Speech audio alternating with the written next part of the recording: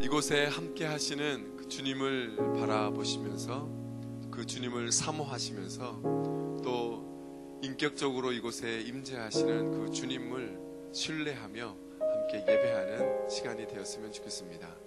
우리의 마음을 열고 주님 앞으로 나아갈 때 주님께서 우리의 마음을 보시고 우리에 다가와 주시고 우리를 만져주시고 우리를 회복하여 주실 것입니다. 그 주님을 신뢰하면서 우리 함께 사도신경으로 우리의 신앙을 고백하겠습니다. 나는 전능하신 아버지 하나님 천지의 창조주를 믿습니다. 나는 그의 유일하신 아들 우리 주 예수 그리스도를 믿습니다. 그는 성령으로 잉태되어 동정녀 마리아에게서 나시고 본디오 빌라도에게 고난을 받아 십자가에 못 박혀 죽으시고 장사된 지 사흘 만에 죽은 자 가운데서 다시 살아나셨으며 하늘에 오르시어 전능하신 아버지 하나님 우편에 앉아 계시다가 거기로부터 살아있는 자와 죽은 자를 심판하러 오십니다. 나는 성령을 믿으며 거룩한 공교회와 성도의 교제와 죄를 용서받는 것과 몸의 부활과 영생을 믿습니다. 아멘.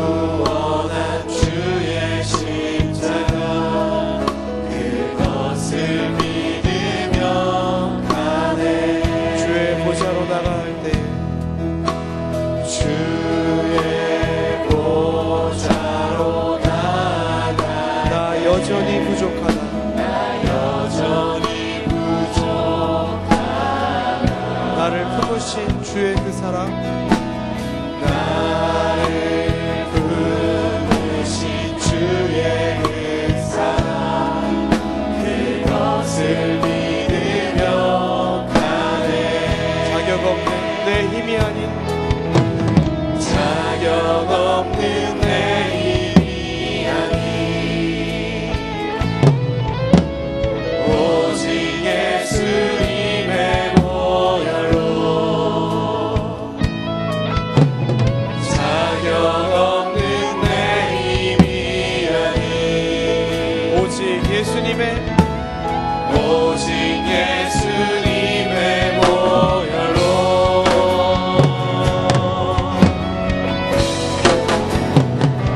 십자가의 보혈, 완전하신 사랑, 힘입어 나아갑니다. 십자가의 보혈, 십자가의 보혈, 완전하신 사랑, 완전하신 사랑, 힘입어 예배하. 우리 목소리로 고백합시다. 자격 없는 내 힘이 아닌, 자격 없는 내 힘이 아닌 오직 예수님의 보혈로, 오직 예수님의 보혈로, 자격 없는 내 힘이 아닌, 자격 없는 내 힘이 아닌 오직 예수님의 보혈. 한 번 더 고백합시다. 자격 없는 내 힘이 아닌, 자격 없는 내 힘이 아닌 오직 예수님의 보혈로, 자격 없는 내 힘이 아닌 오직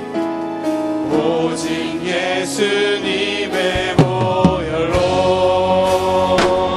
우리 가장 큰 목소리로 의지하며 나갑시다. 십자가의 보혈, 완전하신 사랑, 힘입어 나아갑니다.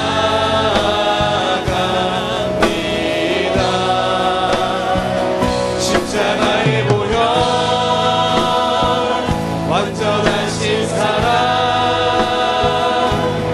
힘입어 예배하. 십자가의 보혈, 완전하신 사랑, 십자가의 보혈, 완전하신 사랑, 힘입어 나아갑니다.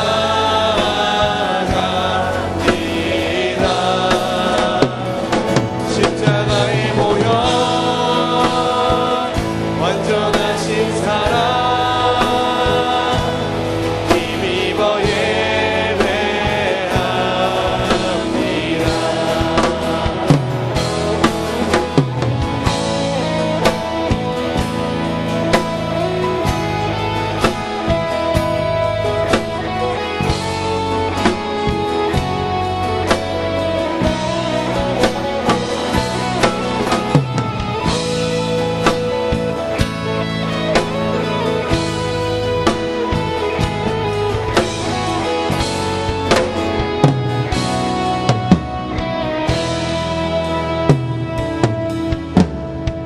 그 사랑을 힘입어 계속해서 나아가기 원합니다. 주님께서 우리에게 수련의 기간 동안 베푸셨던 그 흐름을 기억하시죠? 우리 그 흐름을 기억하며 주 보좌로부터 찬양할 때에 자리에서 일어나셔서 우리에게 넘치는 그 은혜가 내 주변과 이웃으로 흘러갈 수 있도록 주님께 최선의 모습으로 예배하며 나아가십시다.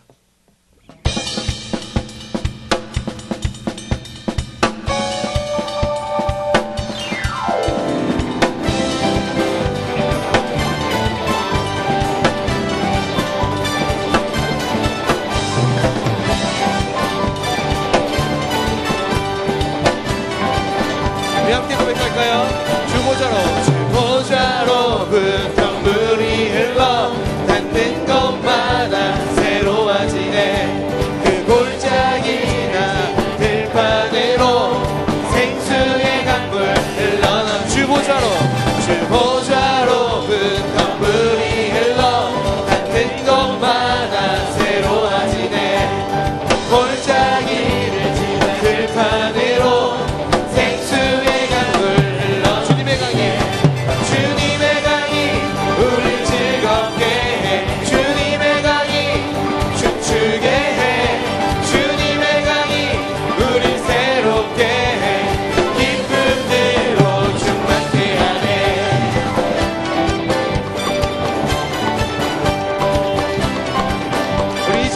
고백합시다. 주님의 강이 충만케 되네. 닿는 자마다 치유케 되네. 그 강가에 있는 병든 자들 주가 급하며 한 번 더 고백합시다. 주님의 강이 충만케 되네. 닿는 자마다 치유케 되네. 그 강가에 있는 병든 자들 주가 급하며 돌아오리라. 주님의 강이 우리 즐겁게 해. 주님의 강이 춤추게 해. 주님의 강이 우리 새롭게 해. 기쁨으로 주님의 강이 주님의 강이 우리 즐겁게 해. 주님의 강이 춤추게 해. 주님의 강이 우리 새롭게 해. 기쁨으로 우리 2절 가서로 한 번 더. 주님의 강이 충만케 되네. 닿는 자마다 치유케 되네. 그 강가에 있는 병든 자들 주가 급하며 한 번 더 고백합시다. 주님의 강이 충만케 되네. 닿는 자마다 치유케 되네. 그 강가에 있는 병든 자들 주가 급하며 돌아오리라. 주님의 강이 우리 즐겁게 해. 주님의 강이 춤추게 해. 주님의 강이 우리 새롭게 해. 기쁨으로 충만 주님의 강이 우리 즐겁게 해. 주님의 강이 춤추게 해. 주님의 강이 우리 새롭게 해. 기쁨으로 우리 박수와 드럼과 목소리로 주님의 강이 우리 즐겁게 해. 주님의 강이 춤추게 해. 주님의 강이 우리 새롭게 다같이 헤이 기쁨으로 충만케 하네. 주님의 강이 우리 즐겁게 해. 주님의 강이 춤추게 해. 주님의 강이 우리 새롭게 해. 기쁨으로 충만케 하네.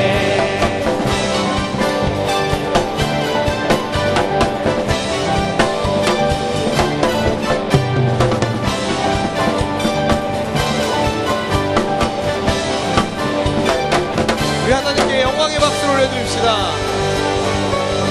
주님의 강이 우리를 즐겁게 합니다.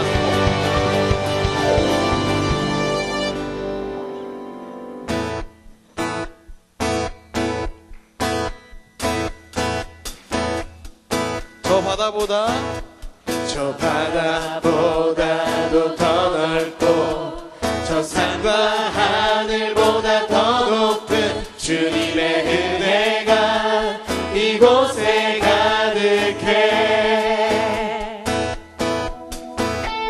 살아계신 나의 주 하나님 언제나 넘치는 주의 사랑으로 내 안에 가득히 넘쳐 흐르네. 한 번 더 고백합시다. 저 바다보다도 더 넓고 저 산과 하늘보다 더 높은 주님의 은혜가 이곳에 가득해. 살아계신 나의 주 하나님 언제나 넘치는 주의 사랑으로 내 안에 가득히 넘쳐 흐르네. 함께 선포합시다. 내게 강 같은 평화, 내게 강 같은 평화, 내게 강 같은 평화가 넘치네. 내게 강 같은 평화, 내게 강 같은 평화, 내게 강 같은 평화가 넘치네. 우리 한 번 더 고백하며 나갑시다. 저 바다보다도 더 넓고 저 산과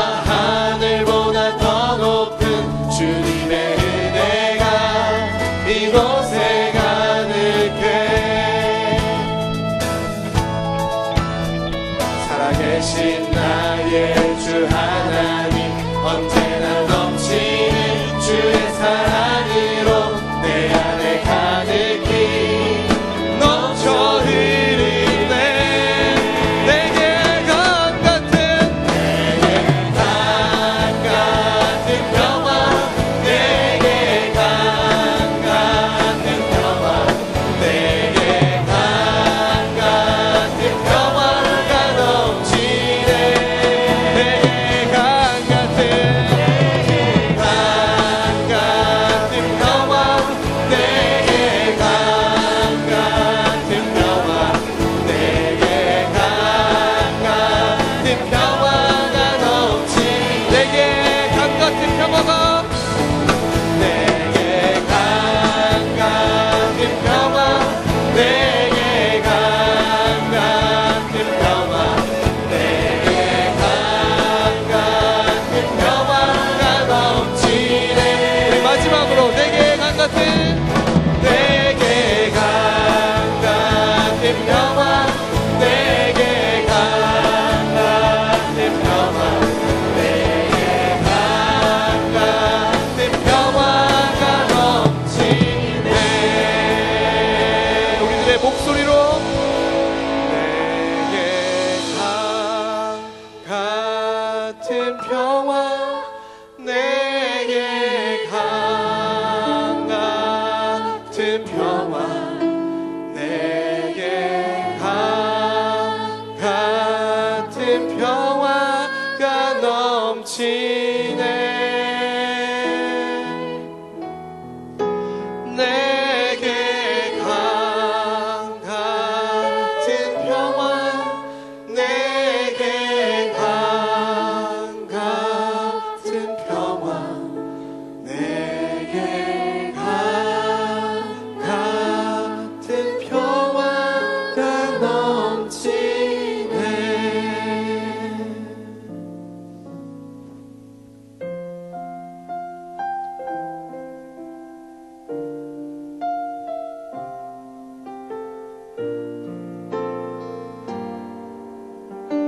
우리 이렇게 고백하며 나아갑시다.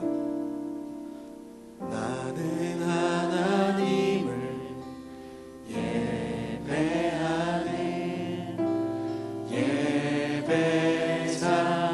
예배자입니다. 내가 서 있는 곳 어디서나 하나님을 예배하네. 우리 한 번 더 고백할까요? 가슴에 손을 얹고 나는 하나님을 예배하는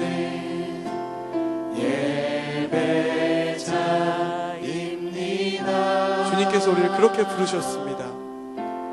내가 서 있는 곳 어디서나 하나님을 예배합니다. 내 영혼 거룩한, 내 영혼 거룩한 은혜를 향하여 내 마음 완전한 하나님 향하여 이곳에서 바로 이 시간 하나님을 예배합니다.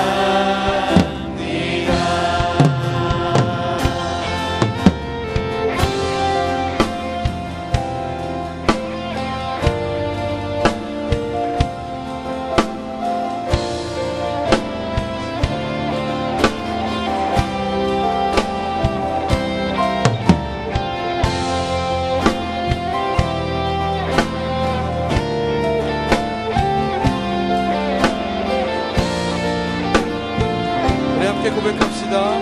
내 영혼 거룩한 은혜를, 내 영혼 거룩한 은혜를 향하여 내 마음 완전한 하나님 한 번 더 내 영혼 거룩한 은혜를, 내 영혼 거룩한 은혜를 향하여 내 마음 완전한 우리 마지막으로 고백합시다. 내 영혼 거룩한 은혜를 향하여.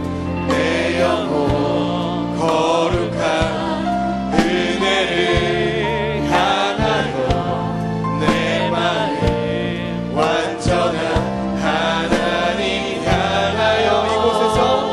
이곳에서 바로 이 시간 하나님을 예배합니다.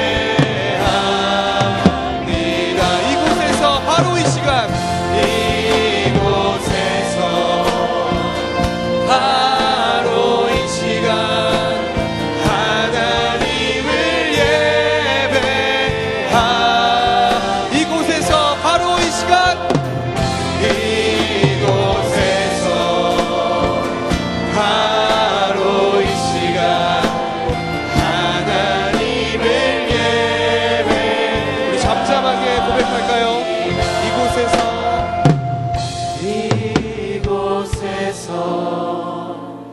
바로 이 시간 하나님을 예배합니다.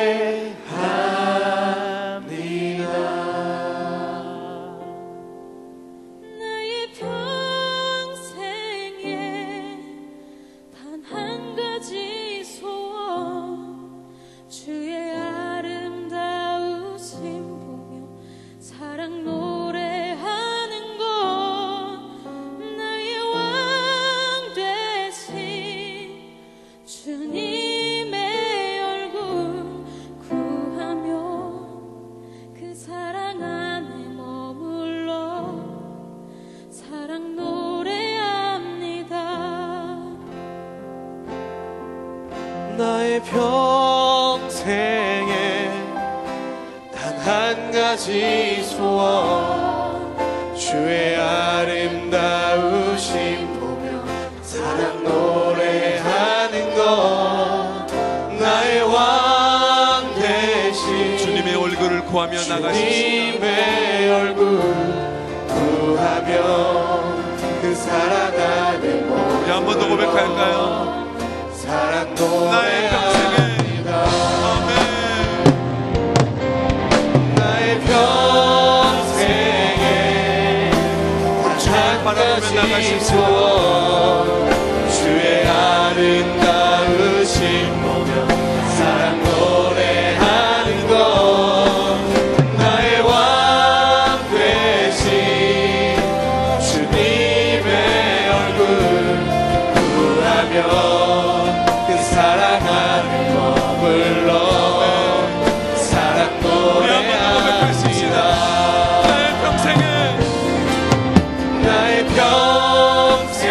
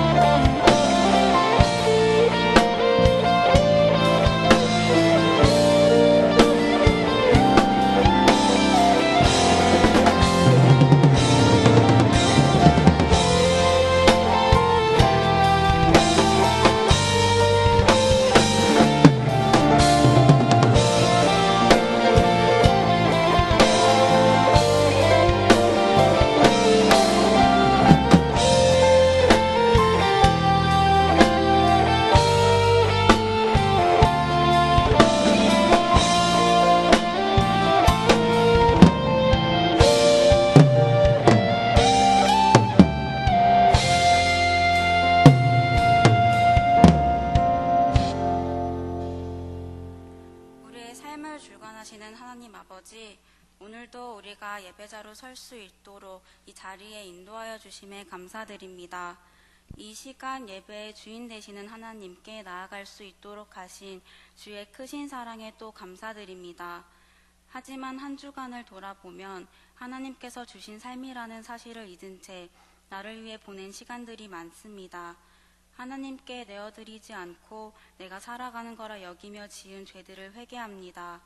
다시 하나님께로 시선을 맞춰 나아가고자 할 때 연약한 우리를 긍휼히 여겨 용서해 주옵소서. 1일부터 진행된 겨울 수련회에서 많은 싱크 청년들의 참여와 기도 가운데 오늘 무사히 돌아왔습니다. 먼저 준비로 수고한 손길들 축복해 주시고 싱크 청년들 각 사람마다 하나님의 은혜와 사랑의 흐름 안에서 내가 사는 이유, 삶의 이유를 발견케 하옵소서. 수련회에서 받은 은혜를 통해 우리의 부족함을 깨닫고 앞으로 더욱 기도로 하나님을 붙들며 살게 하옵소서. 싱크를 위해 헌신하는 사역팀들과 리더들에게 큰 은혜를 더하여 주옵소서. 이제 말씀을 듣습니다. 말씀 전하시는 강한일 목사님께 성령 충만함을 부어주시고 말씀 듣기 위해 나온 모든 사람들과 성령님이 함께 하시어 우리의 생각을 깨트리사 주의 뜻을 알게 하옵소서. 오늘 올려드렸던 찬양의 가사처럼 내 평생에 우리에게 보이신 십자가의 사랑 안에 머무는 예배자 되길 소망하며 이 모든 말씀 예수님의 이름으로 기도드렸습니다. 아멘. 주기도문 하시겠습니다. 하늘에 계신 우리 아버지, 아버지의 이름을 거룩하게 하시며 아버지의 나라가 오게 하시며 아버지의 뜻이 하늘에서와 같이 땅에서도 이루어지게 하소서. 오늘 우리에게 일용할 양식을 주시고 우리가 우리에게 잘못한 사람을 용서하여 준 것 같이 우리의 죄를 용서하여 주시고 우리를 시험에 빠지지 않게 하시고 악에서 구하소서. 나라와 권능과 영광이 영원히 아버지의 것입니다. 아멘.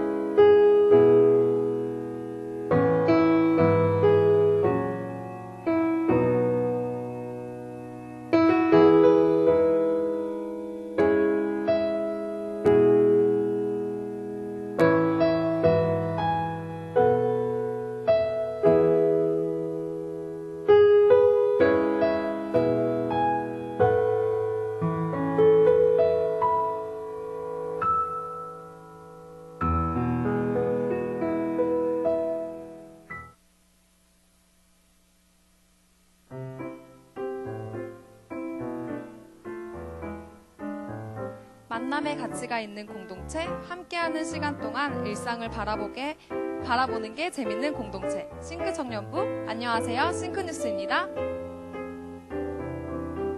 어디로 가지? 뉴싱크스 여러분, 예배당 앞 새가족 등록 부스로 오세요. 88기 이재욱, 88기 주영진, 90기 이재환 환영합니다. 여러분, 수련회 즐거우셨나요? 네, 2018년 겨울 수련회 흐름이라는 주제로 모리아 워십팀과 함께 주님의 은혜 가운데 잘 마치고 돌아왔습니다. 모두 수고하셨습니다. 반드시 또 실수하지 않으시는 주님께서 싱크 청년부를 기다리십니다. 예조이스와 함께하는 금요일 저녁 8시 503호에서 만나요. 1월보다 2월에는 시간을 더한 만큼, 기쁨을 더한 만큼 더 소중한 시간 보내세요. 여러분의 싱크뉴스였습니다. 고맙습니다. 오늘 우리에게 주신 하나님의 말씀은 요한복음 1장 1절 그리고 14절 말씀입니다. 다 찾으신 줄 알고 봉독하겠습니다. 태초에 말씀이 계시니라. 이 말씀이 하나님과 함께 계셨으니 이 말씀은 곧 하나님이시니라. 말씀이 육신이 되어 우리 가운데 거하심에 우리가 그의 영광을 보니 아버지의 독생자의 영광이요 은혜와 진리가 충만하더라. 아멘.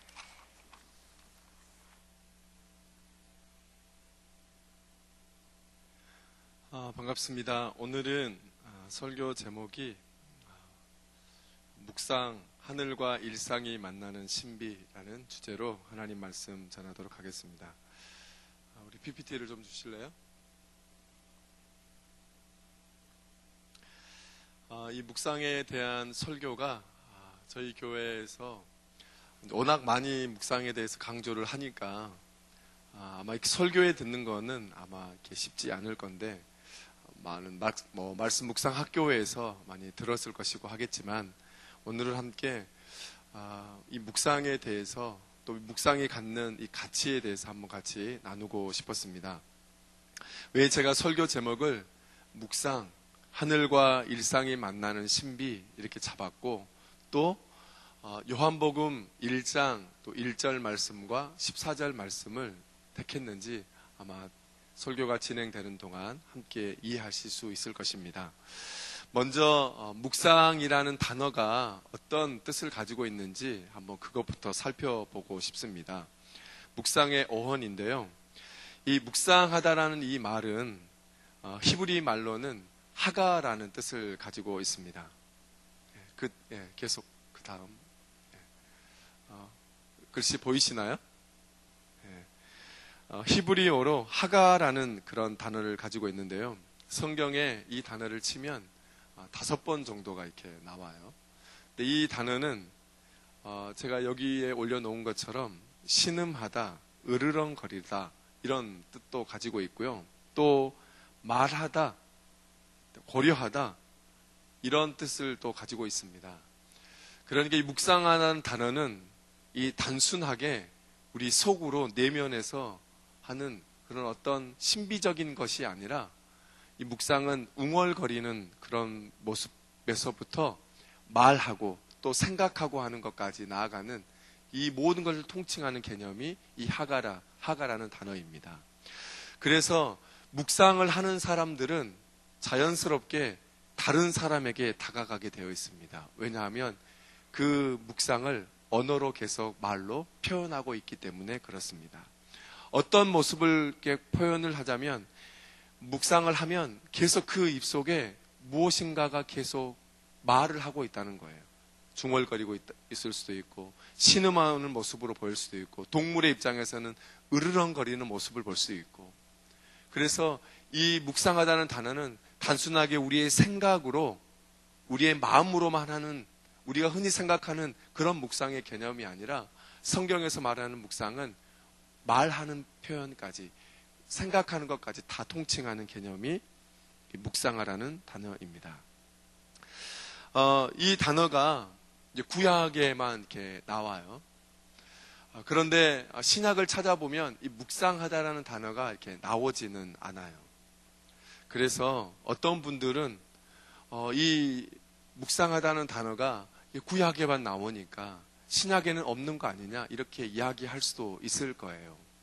그런데 잘 생각해 보시면 신약 성경을 그 시대 때 저희가 가지고 있는 이 신약 성경을 가지고 있지만 그 신약 시대 때 예수님 시기부터 시작해서 사도 바울 그 시기까지 그 초대교회 시기까지는 우리가 지금 가지고 있는 27권의 성경은 있지 않았죠. 신약 성경을 읽을 때 보면 막 성경이라는 단어가 나오잖아요.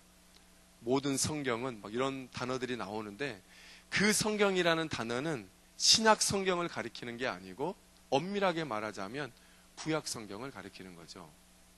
그래서 신약에는 비록 묵상하다라는 단어가 나와 있지는 않았지만 이미 그 이스라엘 백성들은 구약의 말씀을 가지고 그들의 삶 가운데서 묵상을 하고 또 성령의 조명을 통해서 그 말씀을 또 묵상하면서 그렇게 해서 탄생한 성경이 바로 신약 성경이다. 27권에 해당되는 성경이다. 그렇게 이해하시면 될 것 같습니다.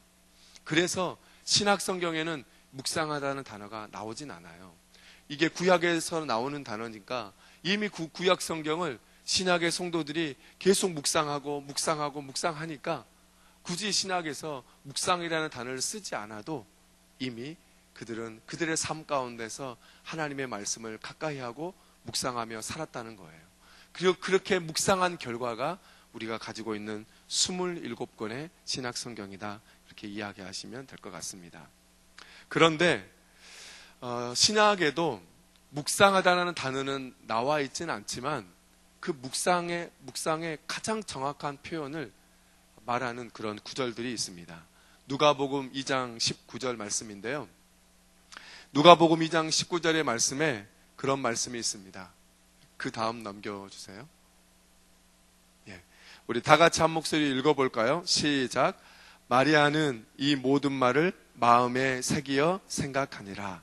예. 신약에서 묵상을 한마디로 표현하자면 누가복음 2장 19절이다 이야기할 수 있습니다. 마리아는 이 모든 말을 마음에 새기어 생각하니라. 여기서 마음에 새긴다라는 표현도 이 묵상하다는 뜻과 같이 생각할 수 있고요.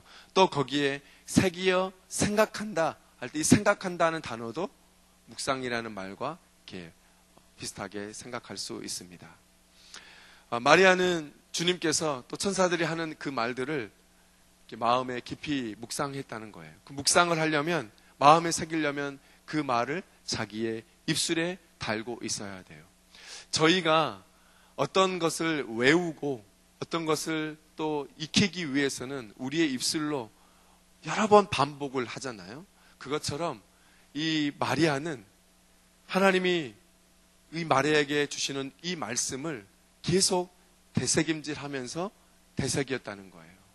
주님께서 이 말씀을 하셨지. 주님께서 우리에게 이 말씀을 하셨지. 주님께서 나에게 이런 말씀을 하셨지. 계속 이렇게 중얼거리면서 계속 입술에 달고 있으면서 말씀을 묵상했다고 하는 거예요. 그러면서 그 마음에 새기어 생각했다 이야기할 수 있습니다. 여러분, 그러면 이렇게 제가 묵상의 어원에 대해서 이야기를 했는데요. 그러면 묵상이란 도대체 뭘까? 이렇게 질문해 볼 수 있는 거 아니겠습니까? 제가 어느 곳에서 글귀 하나를 가지고 왔거든요. 근데 저는 이 글귀가 묵상을 정의하는 가장 정확한 표현이라고 생각하는데요. 한번 같이 읽으면서 이렇게 나누고 싶습니다. 우리 한번 같이 한번 읽어보시죠. 2페이지로 되어 있거든요. 같이 한번 읽어보겠습니다. 시작. 사랑하는 사람의 말이 온종일 너의 뒤를 따르는 것처럼 성경의 말씀은 끊임없이 당신 안에서 공명해야 하고 당신 안에서 일해야만 한다.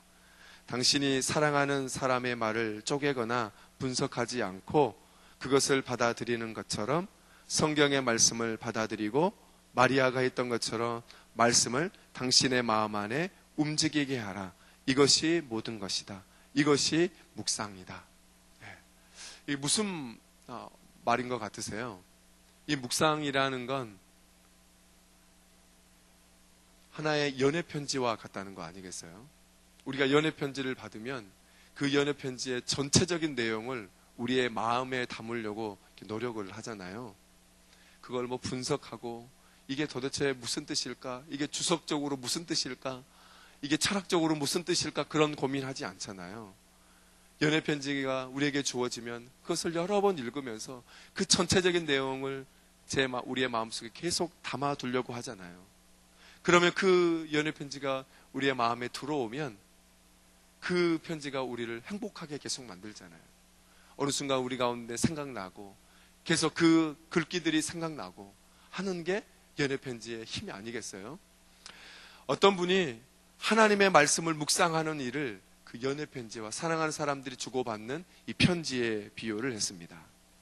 그래서 성경 말씀이 우리 마음에 이렇게 다가오고 묵상을 할 때 우리는 흔히 어떻게 받아들이냐면 일단은 성경 말씀이 어려울 수 있어서 또 이게 다가가는 게 어려울 수 있지만 하나님의 말씀을 그냥 그대로 이렇게 받아들이는 훈련을 한다는 거예요.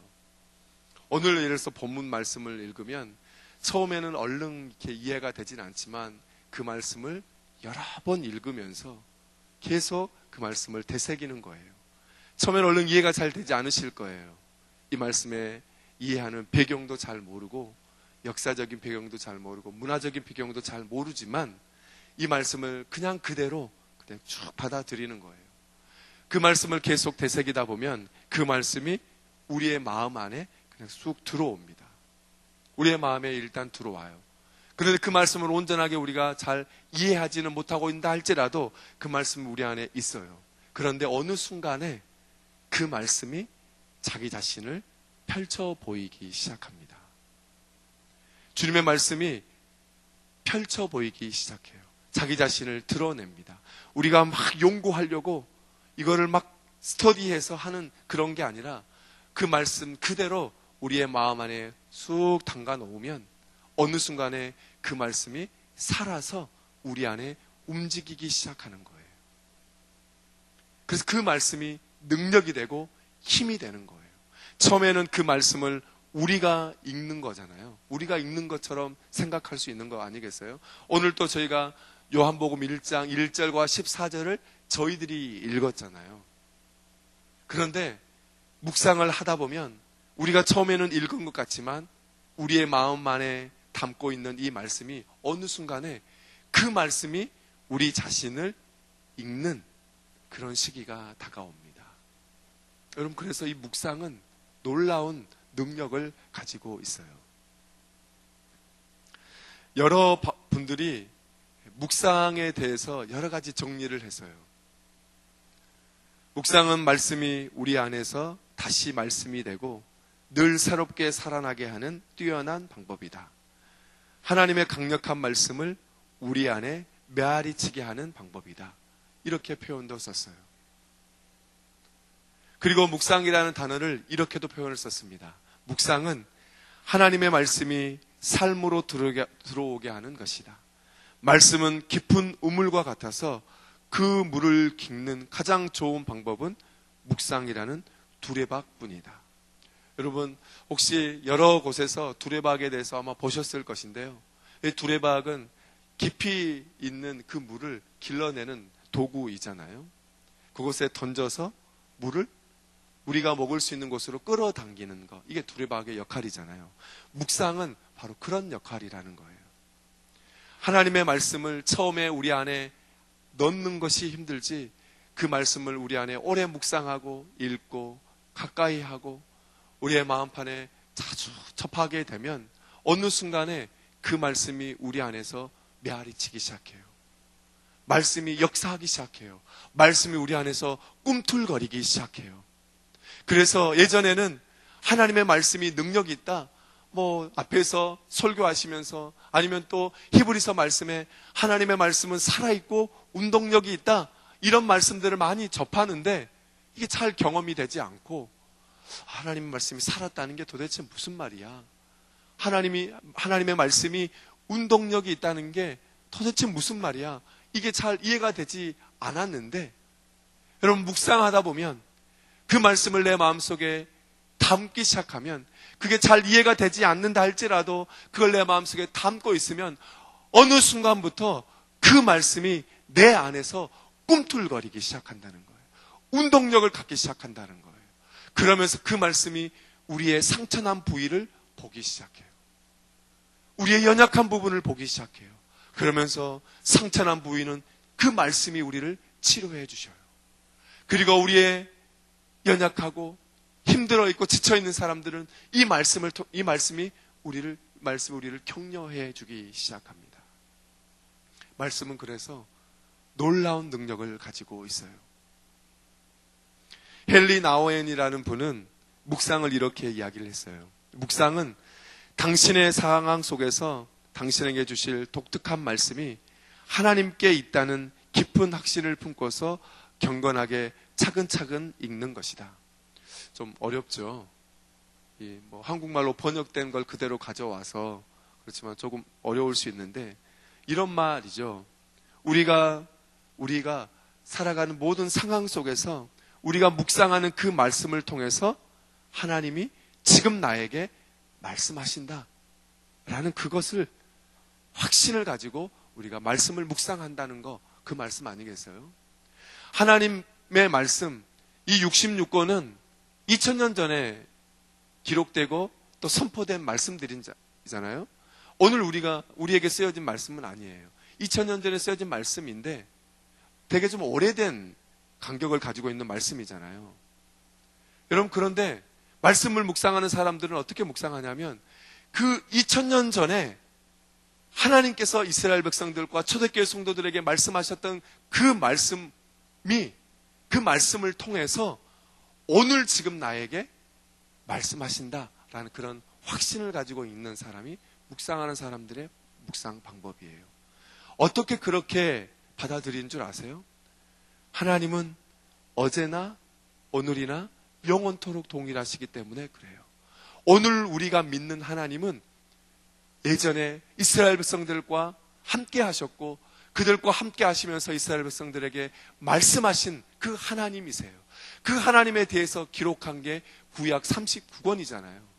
그리고 또 예수님이 땅에 오시고 예수님을 본 사도들이 기록한 말씀, 또 부활하신 예수님을 만난 사도 바울이 기록한 신약 성경들, 그 성경들, 그 하나님은 그때 예전에 초대교회 성도들과 함께 하시고 또 말씀하셨던 내용을 기록한 내용이 그 신약 성경의 27권이에요. 그 하나님이 오늘 우리가 믿는 하나님이에요. 지금 그 하나님께서 우리에게 말씀하시는 거예요. 그래서 여러분, 신약 성경이나 구약 성경을 우리가 묵상한다면 그 묵상하는 자리는 이미 그곳에 하나님께서 이 말씀을 가지고 우리에게 말씀하신다는 이 분명한 확신이 생기는 거예요. 그런 마음을 가지고 하나님의 말씀을 묵상하는 겁니다. 유진 피터슨이라는 영성가죠. 이분은 이렇게 얘기를 했습니다. 묵상은 마치 음식이 우리의 위장으로 들어오듯 우리의 영혼으로 들어와서 혈관으로 퍼져 거룩과 사랑과 지혜가 되는 독서다. 이런 말을 했습니다. 하나님의 말씀은 우리 안에 들어온다는 거예요. 그래서 우리 안에 들어와서 우리의 하나의 음식과 같이 우리의 혈관에 펴져서 우리를 살리는 그런 말씀이 된다는 거룩한 독서다라는 것을 유진 피터슨 목사님은 이야기하고 있죠. 또 한 가지만 더 얘기해 보겠습니다. 귀고 이사라는 분이 있는데요. 이분은 우리가 지금 하고 있는 이 묵상을 잘 정돈해 주신 아주 오래되신 분이시죠. 이분이 이런 얘기를 했습니다. 묵상이라는 것은 단단한 음식을 입으로 가져가는 것이고, 묵상은 그것을 잘게 씹어서 가루로 만든 것이며, 기도는 그 맛을 보는 것이고, 관상은 기쁨과 새 힘을 주는 감미로움 그 자체입니다. 독서가 껍질에 머무는 것이라면 묵상은 그 속 깊은 데까지 뚫고 들어가는 것이요, 기도가 갈망하게 된 바를 청원하는 것이라면 관상은 얻게 된 감미로움을 누리게 되는 것이다. 이분이 말하는 우리가 하는 묵상의 4가지 단계를 얘기하고 있죠. 독서, 묵상, 기도, 관상, 이 4가지 단계를 이야기하고 있습니다. 어느 교회를 가니까 분당에 있는 어느 교회는 그 교회는 담임 목사님께서 이 귀고 이세가 말하는 이 4가지 단계를 가지고 영혼의 묵상, 영혼의 큐티, 그것을 하고 있더라고요. 우리가 묵상, 독서를 할 때 독서는 껍질에 머무른 것이라면 묵상은 그 껍질에 머무는 것이 아니라 그 속까지 깊이 들어가는 거라는 거예요. 하나님의 말씀을 우리가 읽고 그 말씀을 접하는데 그냥 단순하게 읽고 끝난다면, 그냥 말씀만 그 자체 보는 것만 남아있다고 그렇게 여겨진다면, 묵상이라는 건 그 말씀의 능력, 그 말씀이 주는 위대한 힘을 경험하는 자리가 바로 묵상이라고 하는 것입니다. 사랑하는 여러분, 그러면 우리가 왜 묵상을 해야 할까요? 우리가 묵상을 해야 되는 이유가 뭐냐? 저는 첫 번째로 이렇게 이야기하고 싶습니다.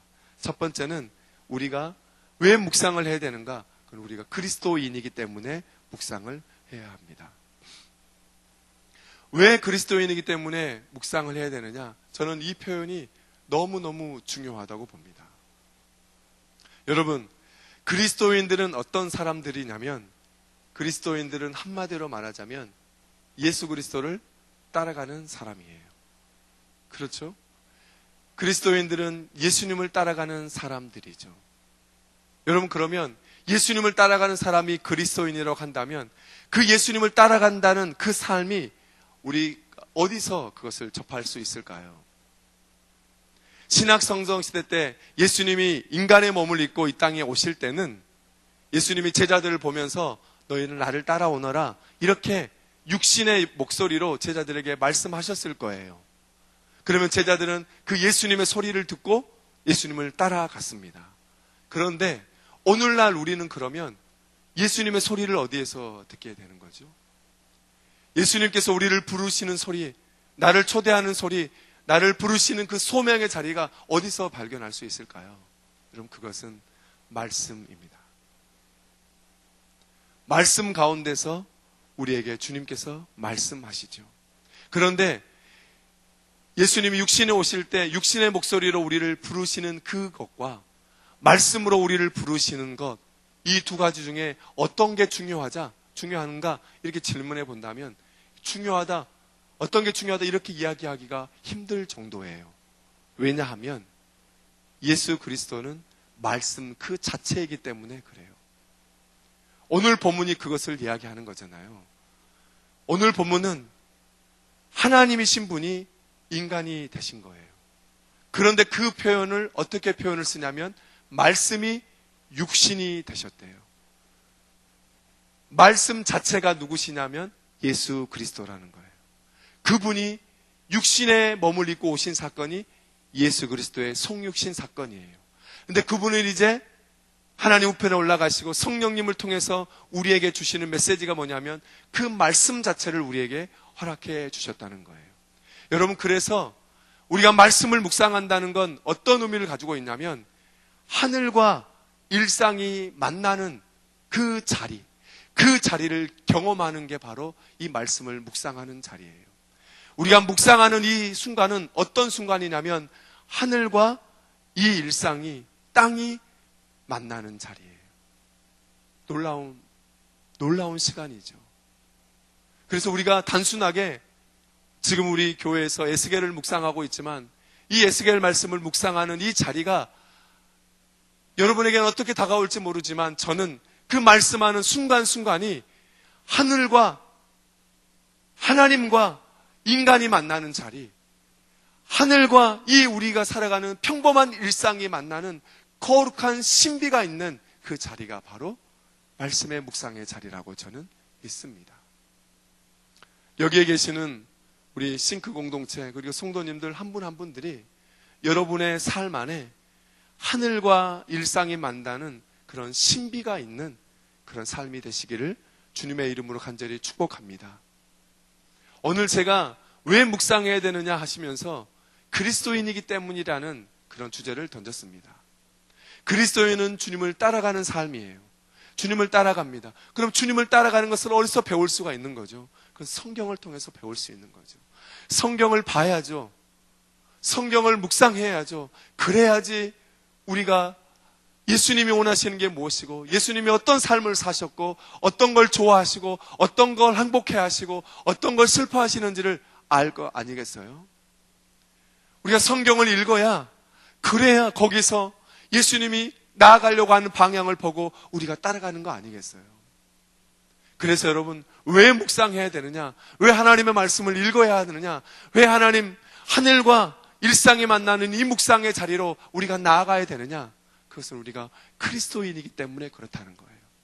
이 말은 달리 말하면 우리의 삶 안에 하늘과 일상이 만나는 이 묵상의 자리, 하나님의 말씀을 묵상하는 이 자리가 우리 안에 온전하게 세워지지 않는다면 그 사람을 가리켜서 온전한 그리스도인이다 얘기하기가 힘들다는 거예요.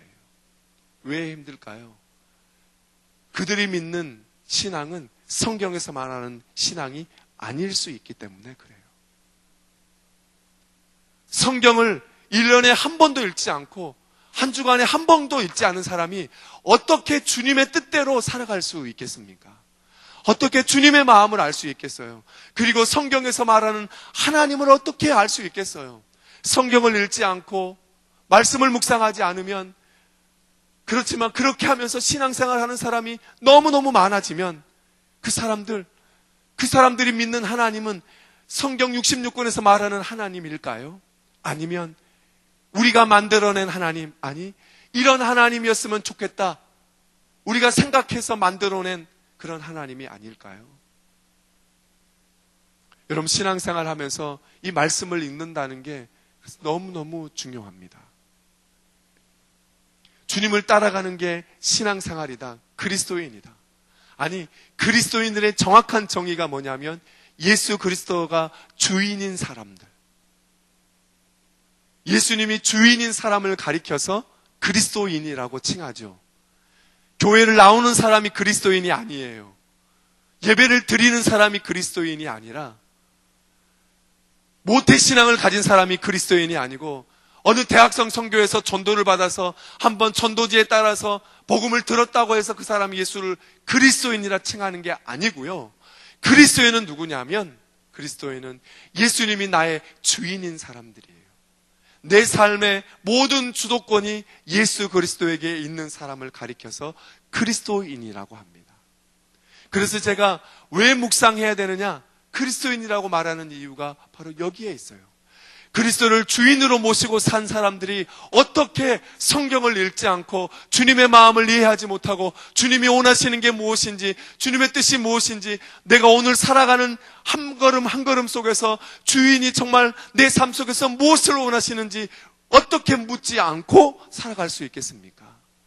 그걸 묻지 않고 살아간다면 그 사람들은 그리스도인이라 칭하지만 그 사람들은 엄밀한 의미에서 그리스도인이라 칭할 수가 없는 것이죠. 사랑하는 여러분, 다시 한번 여러분에게 권면드립니다. 여러분 안에 하늘과 일상이 만나는 이 거룩한 신비, 말씀의 이 놀라운 신비가 여러분 안에 다시 회복되기를 간절히 바랍니다. 저희가 이번 싱크 전체 1년 주제가 흐름입니다. 흐름을 택하면서 제 마음속에 갖고 있는 생각은 뭐냐면, 그 흐름을 일으키려면 그 흐름을 일으키시는 분이 우리 안에 있어야 된다는 게 제 생각이에요. 그게 성경의 생각입니다. 그 흐름을 일으키시는 분이 누구냐면 하나님이세요. 그 하나님을 알려주시는 게 뭐냐면 말씀이에요. 말씀이 있는 곳에 하나님이 계세요. 말씀이 선포되는 곳에 하나님이 계세요. 그 말씀이 우리 안에 있다면 우리가 흘러보내고 싶지 않아도 우리의 삶 가운데 자연스럽게 흐름을 가질 수밖에 없는 거예요.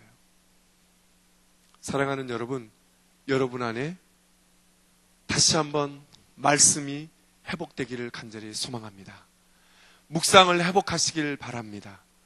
그래서 정말 예수 그리스도를 주인으로 모시는 참다운 그리스도인으로 살아가시는 귀하신 여러분 되시기를 주님의 이름으로 간절히 축복합니다. 오늘은 여기까지만 설교하겠습니다. 같이 기도하겠습니다. 하나님 은혜를 감사합니다. 오늘 묵상에 대해서 우리가 간략하게 말씀을 나누었습니다. 묵상의 어원을 같이 생각했고, 또 묵상이란 무엇인지에 대해서도 함께 나누었고, 왜 우리가 묵상을 해야 되는지에 대해서도 나누었습니다.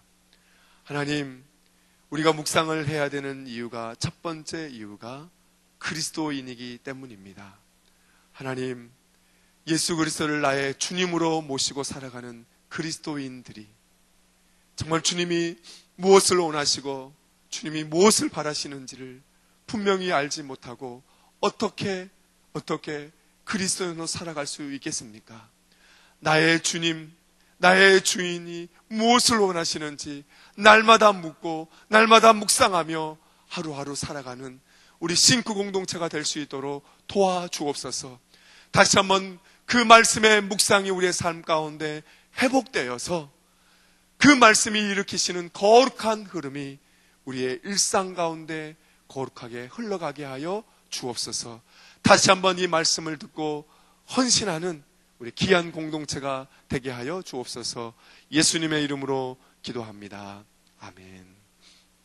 우리 이 시간에는 함께 주님의 은혜에 감사해서 우리 요셉 형제가 하나님을 찬양하도록 하겠습니다. 우리 지체들 가운데 주님의 은혜가 크신 분들은 여러분이 가지고 있는 여러 가지 그 재능을 가지고 주님을 찬양할 수 있습니다. 우리 많은 사역자들에게 말씀해 주시면 함께 이곳에서 주님을 찬양할 수 있도록 해드리겠습니다.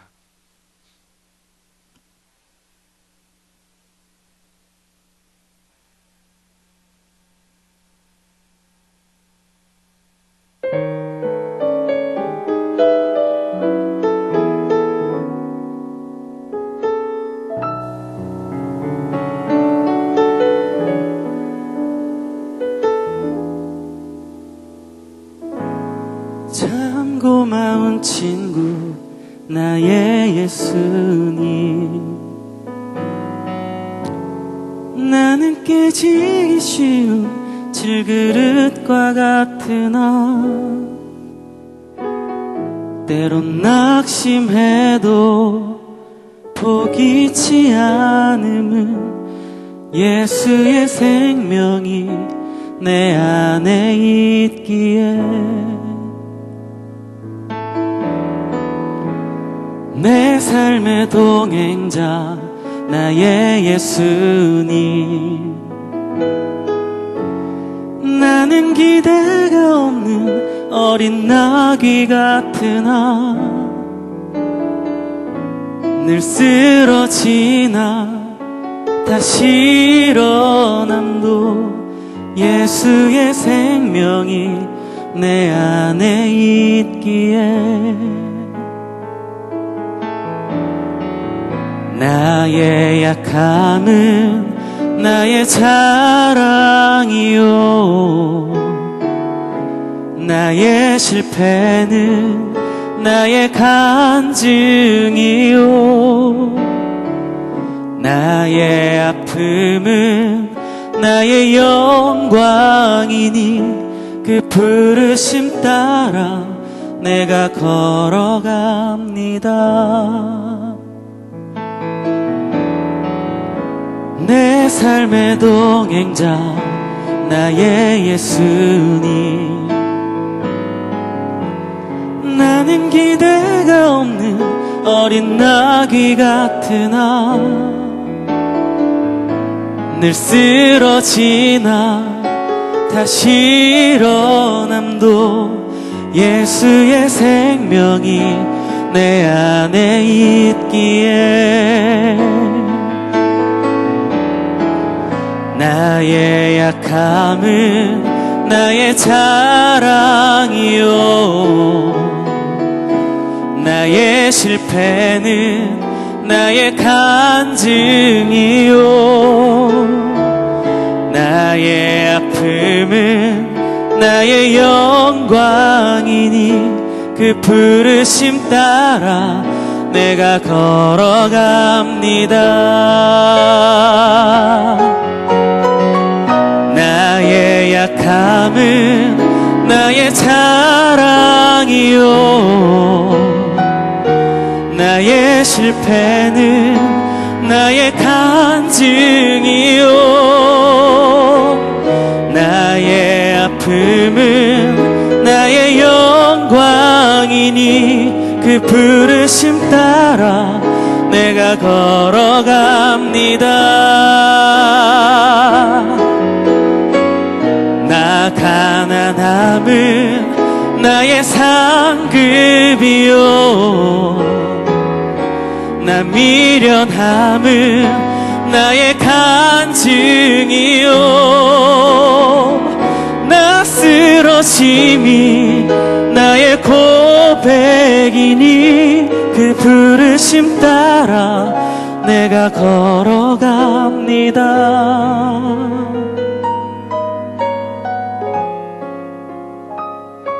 그 부르심 따라 내가 걸어갑니다.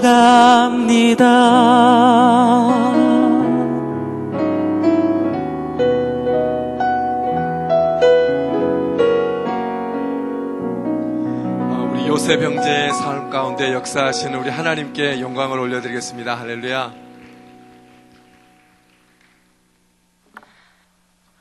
기도하시겠습니다. 하나님, 저희에게 쓸 것을 주셔서 감사드립니다. 그것을 하나님께 구별하여 가지고 나오는 하나님의 백성이 되게 해주심에 감사드립니다.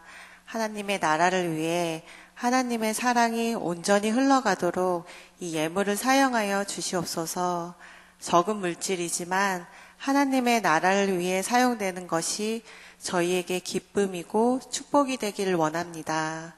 삶에서도 저희에게 주어진 물질과 하나님의 말씀이 사람을 살리고 한 영혼의 구원을 위해서 선하게 사용되게 하여 주시옵소서. 그런 복된 삶을 살도록 우리를 인도하여 주시옵소서. 오늘 우리에게 주님께서 귀한 말씀을 주셨습니다. 내가 혹 삶에서 지금 부끄러운 그리스도인으로 살지 않았는지 되돌아봅니다. 좌절하는 것이 아니라 다시 하나님의 말씀으로 돌아가서 말씀으로 삶을 살아내는 우리가 참된 그리스도인이 될 수 있도록 그 흐름 속에서 삶을 행복하게 살아갈 수 있도록 주님 인도하여 주시옵소서. 감사하며 예수님의 이름으로 기도드렸습니다. 아멘. 여러분이 기도해 주셔서 오늘까지 수련회가 잘 이렇게 마쳤습니다. 감사하고요. 저희가 이번에 전체 주제로 가지고 있는 이 흐름이라는 이 주제가 하나님의 은혜 가운데서 저희 공동체 안에 그냥 구호로 끝나는 것이 아니라 정말 우리가 살아가는 일상 가운데 온전하게 흘러가기를 소망합니다. 그러기 위해서 흐름을 일으키시는 하나님이 우리의 삶 안에 온전하게 다시 세워져야 합니다. 이번 수련회 때 두 번에 걸쳐서 말씀을 저희 교회 목사님과 또 제가 나누었는데요. 그러면서 그 나눈 내용이 우리의 삶 안에 하나님이 바로 세워져야 한다는 것입니다. 그리고 오늘 제가 설교도 말씀 묵상을 다시 말씀드렸습니다. 왜냐하면 이 말씀 묵상도 하나님이 우리의 삶 가운데 온전히 다시 회복되는 거예요. 말씀이 우리 안에 있으면 그 말씀이 운동을 일으킵니다. 그 흐름을 갖자는 거예요. 우리가 조금 이렇게 도덕적으로 다른 사람을 좀 섬겨보자, 좀 도와보자, 돈 몇 푼 내서 섬기는 그런 얘기를 하고 싶은 게 아니고요. 하나님의 말씀이 우리 안에 들어와서 그 말씀이 일으키는 그 흐름에 동참하자는 게 싱크의 1년 표제입니다. 그래서 말씀이 우리 안에 있지 않으면 절대로 우리는 흐름을 이어갈 수가 없는 거예요. 그래서 말씀을 우리 안에 같이 세우셨으면 좋겠어요. 말씀을 다시 한번 새기면서 여러분 헌신하셨으면 좋겠습니다. 제가 설교 시간은 아니지만 하나만 더 말씀드리면 C.S. 루이스가 스크루테이프 편지에서 이런 말을 했어요. 설교를 들으면서 기도해라, 말씀 묵상해라, 성경 읽어라, 이런 설교를 듣는 것까지는 마귀가 방해하진 않는데요. 마귀가 가장 싫어하는 거 뭐냐 하면 오늘 당장 그것을 하는 거예요. 그것만 하지 않으면 된대요.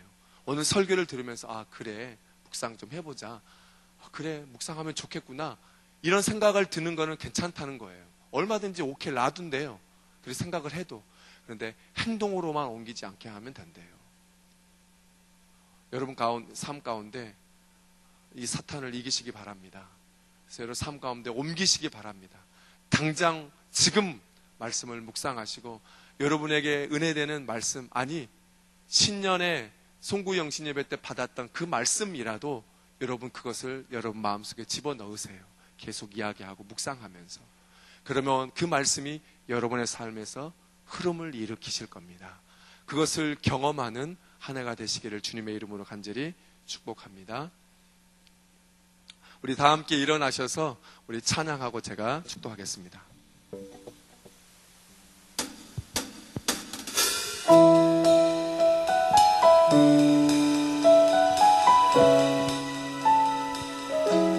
자, 우리 힘차게 박수하면서 할까요?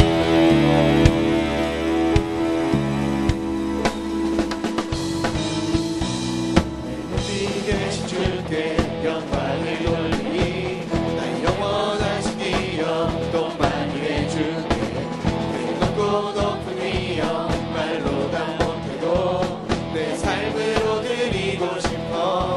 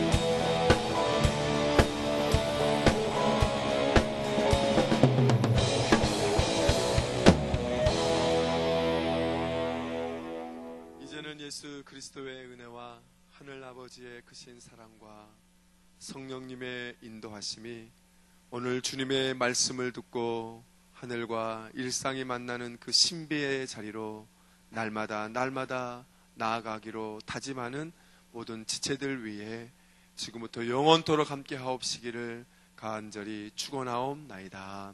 아멘.